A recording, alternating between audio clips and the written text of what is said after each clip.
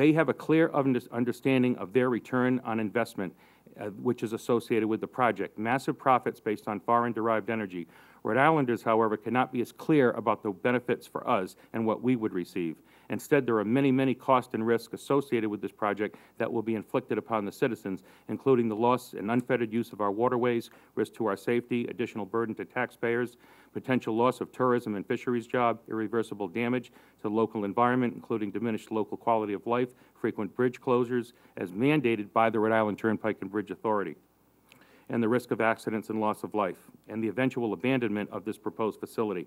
In addition, we would not discount the fact that this facility would forever alter the recreational nature of Narragansett Bay by turning it into an industrial channel, something we should all think twice about allowing to happen. Protecting the future of our bays is something that we owe ourselves and to our children and grandchildren so that we can enjoy the same access to our waterways and their beauty that we have all greatly enjoyed. In closing, we are not ignorant citizens. We're not simply NIMBYs and a NIMBY agenda. Some of us have been affected personally by the need for economic development in Rhode Island. However, we strongly believe that Rhode Island's precious waterways should not be given to Hess Weaver's Cove Energy without the consent of local citizens. There are better, safer options, less environmentally damaging ways for Rhode Island to achieve economic prosperity without forfeiting the genuine and special quality of life we now enjoy, which if lost would be gone forever. While we know this will continue to be a complicated battle, we truly believe that our motto reflects the ocean state has no greater asset than our waterways and coastlines. This ill-conceived LNG proposal is a tremendous threat to our way of life, environment, as well as future economic success. Say Bristol Harbor will not give up its fight against this threat and hope that you, our state representatives, will not either. We thank you very much for allowing us to appear before the committee today. Answer any questions that you might have. Thank you, Mr. Root. I appreciate it very well. You started hitting your stride there at the end, or you were going. I was ramping up. All right, all right. But by the way, the term, I'm going to violate my own, the term arrogance for Mr. Schurer is kind of like just there, you know, so you almost have to say it. I don't mean it as that badly, but Perfectly all right. There it is. All right. Thank you very much, sir. Thank you. Again, I am going to ask you folks, we are going to try getting this done prior to the Senate going into session. I do want to call Mr. Evan Smith from the Newport and Bristol County Convention and Visitors Bureau.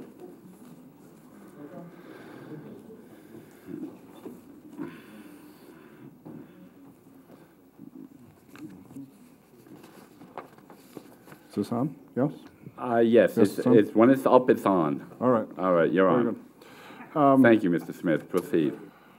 Good afternoon, Senator Levesque, members of the committee. My name is Evan Smith. I'm the President and Chief Executive Officer of the Newport and Bristol County Convention and Visitors Bureau. I wanted to start this afternoon by saying a special thank you to you, Senator Levesque, for being courteous enough to publish this in the local newspapers, this hearing, because that's how I found out about this hearing, was reading about it in the local papers. So thank you for that outreach, because had you not done that, I think I would have missed this opportunity. Kelly just slipped out of the room. I also wanted to thank her, because as I reached out to her, she was incredibly efficient in letting me know the what's and what nots. And so I'm sorry she's not here to get those kudos. Yes, right. Thank you. I'm sorry. All right. Right. Right.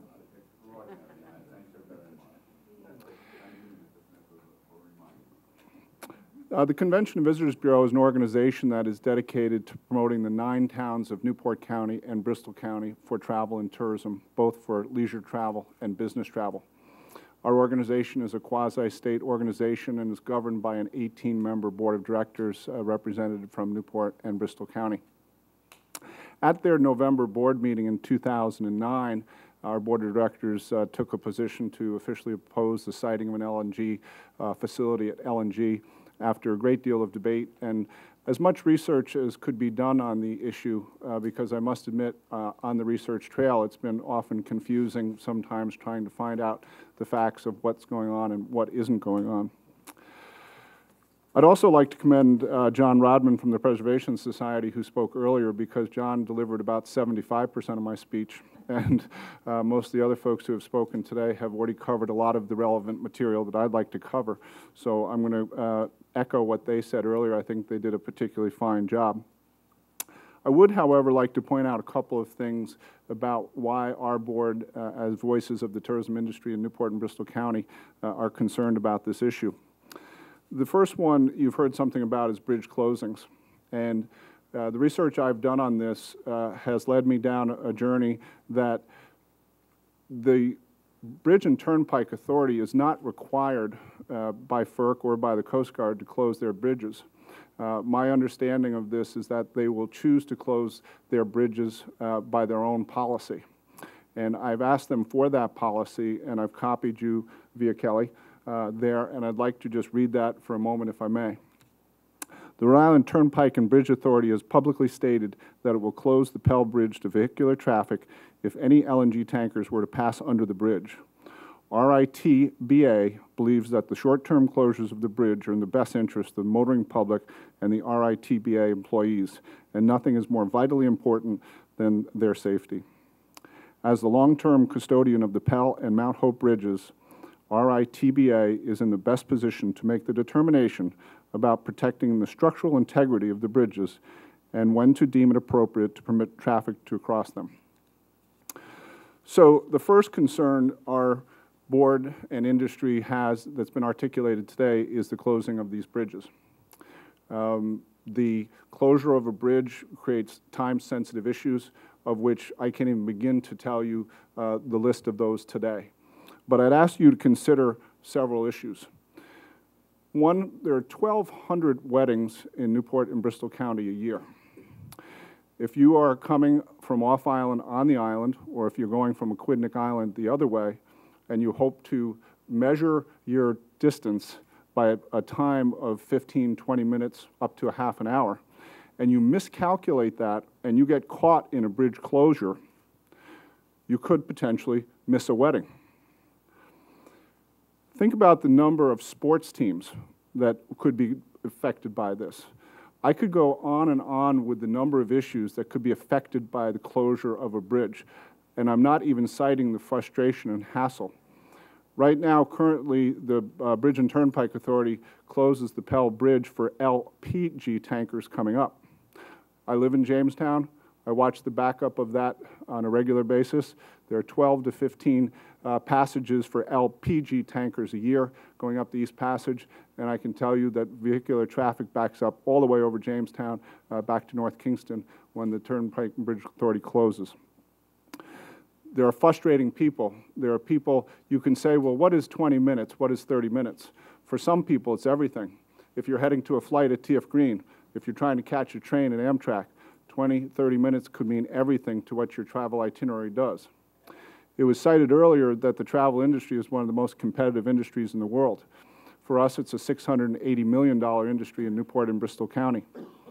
It is a highly competitive industry, and making frustrated clients that are trying to visit our district is not in our best interest right now, certainly. I also left off my list if you were trying to make the Block Island Ferry at Fort Adams and you had a time-sensitive departure and you were delayed by 15, 20 minutes, 30 minutes, you just missed your ferry to Block Island. So I won't go on with a long list I made of time-sensitive things, but you can see the point I'm trying to make there. So that was really the first point that our board was very concerned about, was time-sensitive relative to bridge closures. And again, you have a copy of the Bridge and Turnpike's official position. The second issue, I think, really has to do with the interference with marine recreation. Marine recreation is a huge part of the overall Newport and Bristol County recreational opportunities. We have a number of people from harbor tours to sailing excursions to sport fishing boats, et cetera, et cetera. I believe Kelly gave you a letter from Lindsay Smith Hill, representing America's Cup Charters, about an incident that happened to her in Boston Harbor in 2004. I won't read the letter, it's rather long and time is short here, but basically they were under contract for a charter for the National Football League. And when the team showed up and were going out on a very expensive charter, a first-class charter with them, the Coast Guard said, no, you cannot leave. And the details are here for you. They were restricted. And I think this letter illustrates very well the many concerns that our local marine industry has